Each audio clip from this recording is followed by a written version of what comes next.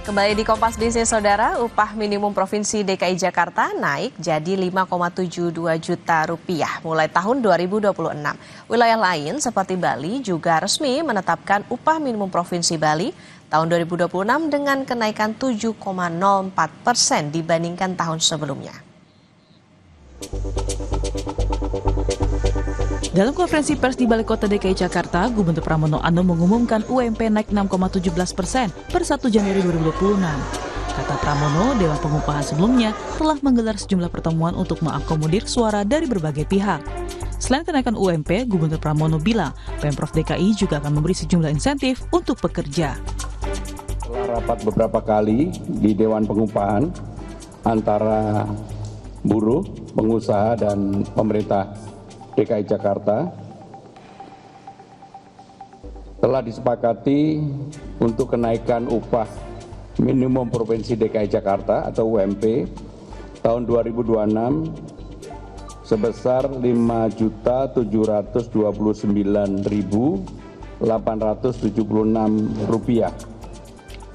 UMP sebelumnya sebesar Rp5.396.761, maka kenaikannya sebesar 6,17% atau Rp333.115.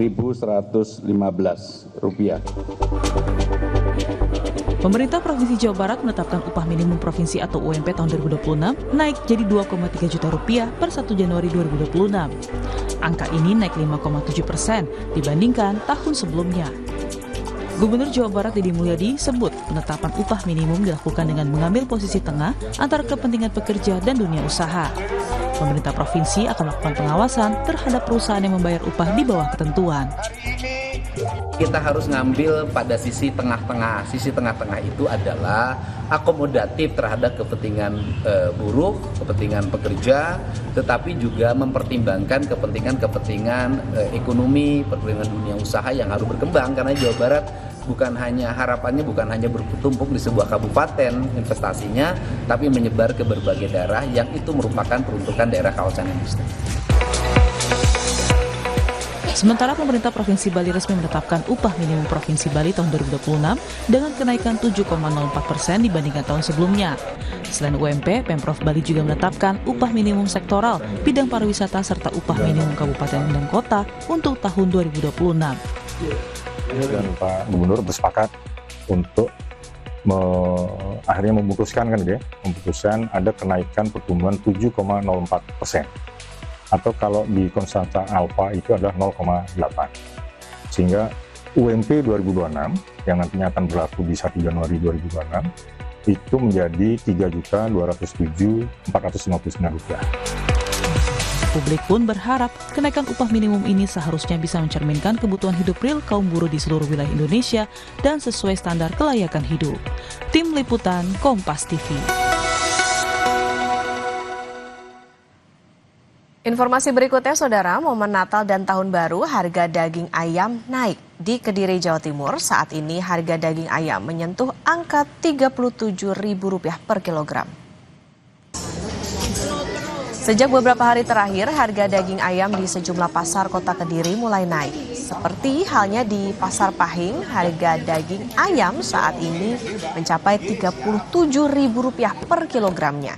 Padahal sebelumnya, harga daging ayam berkisar Rp34.000 per kilogram. Kenaikan harga daging ayam imbas minimnya stok di pasaran karena banyaknya permintaan warga pada saat momen Natal dan Tahun Baru.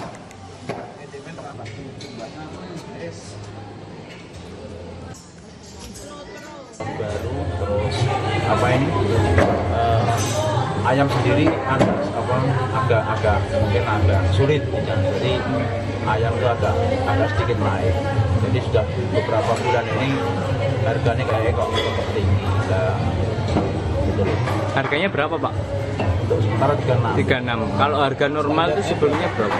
Ya segitu, 36. Sebetulnya sampai 37, 38 lah. Enggak, kalau sebelumnya yang paling murahnya 34, 33.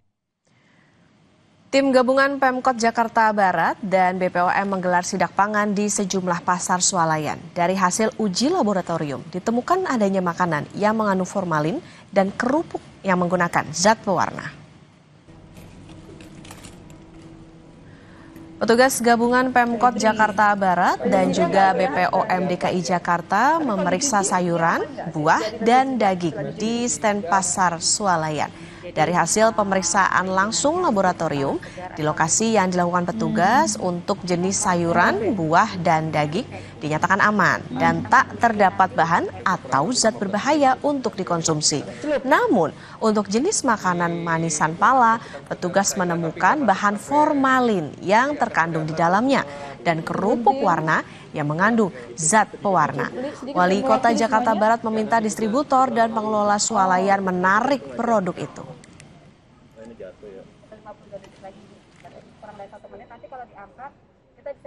Rantai distribusinya kan harus diputus ya, supaya tidak diedarkan juga di tempat lain. Nah, mudah-mudahan nanti kalau misalnya produsennya ada di Jakarta, Bu Wali, nanti mungkin kita akan tindak lanjut langsung.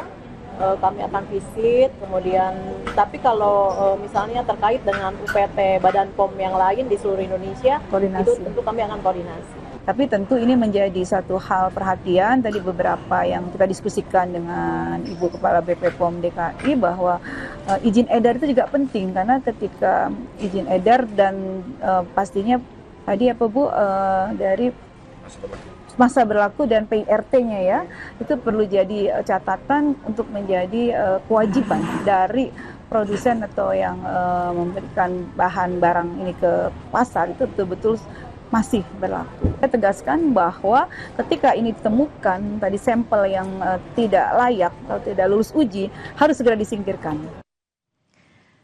Libur panjang baru dimulai, sejumlah tempat wisata ramai pengunjung. Pantauan langsungnya akan kami sajikan usai jeda di Sapa Indonesia Pagi.